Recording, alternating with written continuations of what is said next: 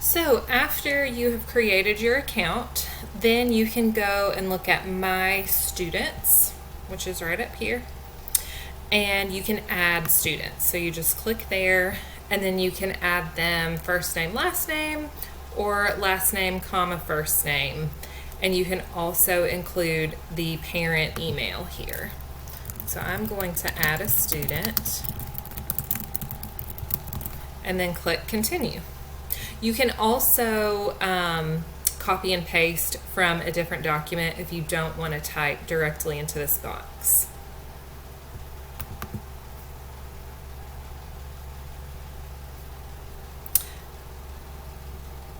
So here I see my student's first name, last name, and parent email. If you want to include that, you don't have to. And you can always edit or add to this roster later. And then just click confirm. And there we go. So you can also create a group if you would like to. If you want to use this to assign reading to small groups, you can do that. If you have an Epic account in the past, you can archive that class and start over anew. And then here, if you click login instructions, it will give you a nice little easy page that you can share with your kids.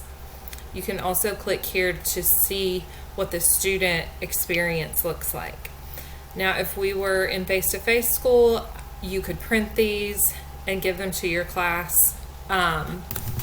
Since we are not, what I'm going to do is I'm going to use the snipping tool on my computer, and I am just going to snip this bit of instructions here, and then I can save this as a JPEG. I can copy paste it into an email, into Schoology, however you prefer to share.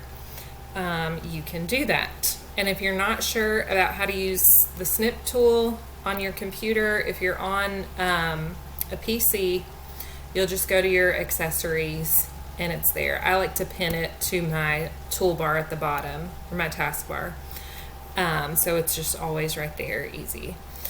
So then you can just share the login instructions with your kiddos, and they will be able to log in with this class code, and they'll see their name, and they can read or do activities or whatever on their account. And so you'll be able to see what they've been up to. If you don't really care about monitoring what they're doing, if you just want to give them access to Epic, you can always share your class code, and then they should be able to enter as a guest. And then you might not be able to know exactly who's reading what, but they will still have access to all of the content.